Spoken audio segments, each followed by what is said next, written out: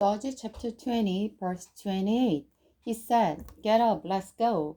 But there was no answer, so he put her body on his donkey and took her home. When he got home, he took a knife and cut his concubine's body into 12 pieces. Then he sent one piece to each tribe of Israel. Everyone who saw it said, "Such a horrible crime has not been committed since Israel left Egypt. Shouldn't we speak up and do something about this?"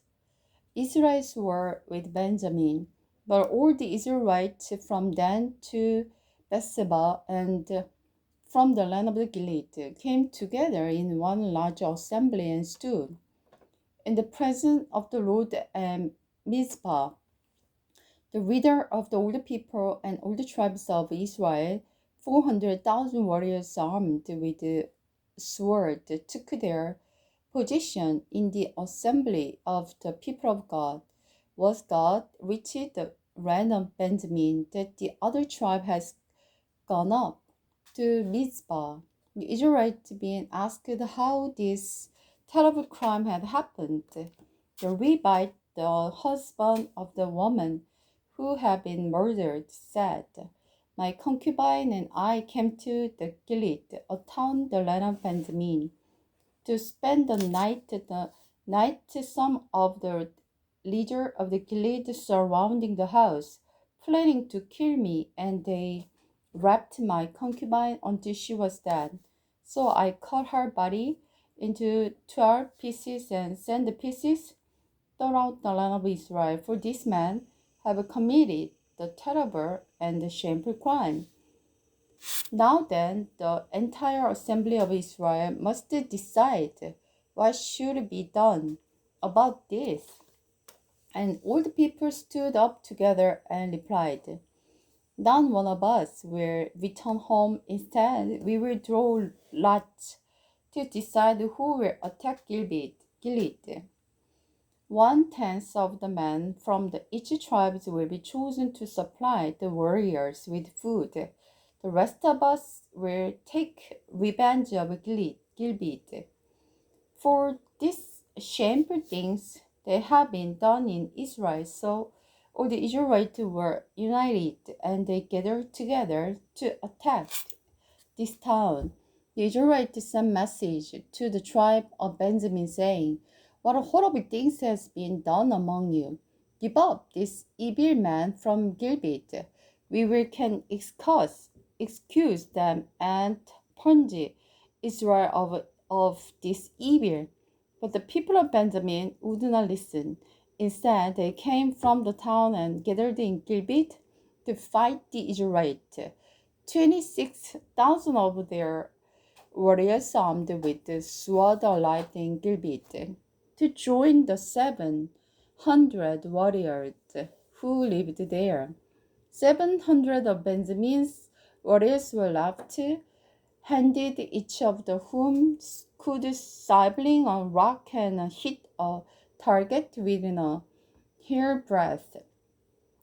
Without missing, Israel had 400,000 warriors armed with the sword, not counting Benjamin's warriors. Before the battle, the Israelites went to the battle and asked God, which tribe should lead the attack against the people of Benjamin?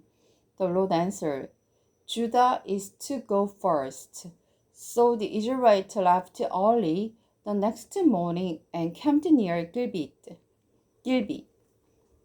And they advanced toward Gibeah to attack the men of Benjamin. But Benjamin's warrior, who was defending the town, came out and killed 22,000 Israelites in the field that day.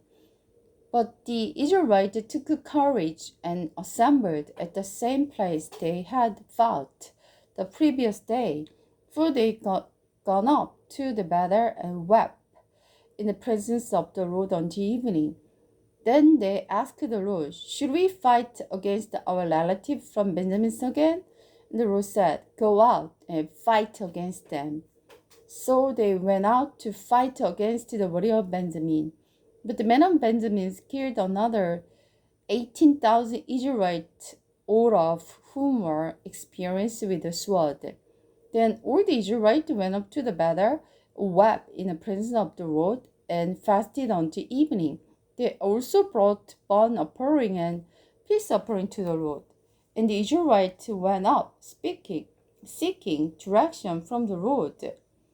In those days, the ark of the covenant of God was in Bethel, and the Phinehas, son of the Eleazar, and grandson of Aaron, was the priest.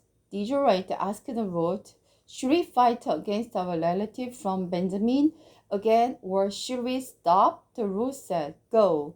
Tomorrow I will give you victory over them." So the Israelites set on ambush all around Gibeah. They went out the king third day and assembled at the same places as before. When the warriors of the Benjamin came out to attack, they were torn away from the town as they had done before. They began to kill the Israelites. About 30 Israelites died in the open field and along the road leading to the Bethel and Gibeah. Then the warrior of Benjamin shouted, "We are defeating them as did in the first battle." But the Israelites had agreed in advance to run away, so the men of Benjamin would chase them along the road and dawned away from the town. When the main group of Israelite warriors reached Baal Tamar, they turned and prepared to attack. Then Israelites hiding in ambush went off Gibeah, jumped off from there they were, and advanced against Benjamin from the behind. The fighting was so heavy that Benjamin didn't realize the impending disaster, so the Lord helped Israel defeat Benjamin. And that day, the Israelites killed 25,100 of Benjamin's warriors, all of whom were experienced with the sword. Then the men of the Benjamin saw that they were beaten.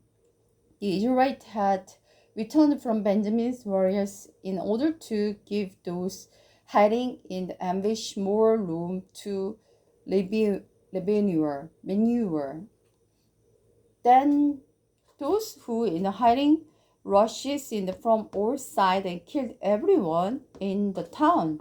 They set up a large cloud of smoke from the town, which was the signal of the Israelites to turn and attack Benjamin's warrior. By that time, Benjamin's warriors had killed about 30 Israelites, and they shouted, "We are defeating them." "We did in the first battle." But when the warrior Benjamins looked behind them, saw the smoke rising in the sky from every part of the town.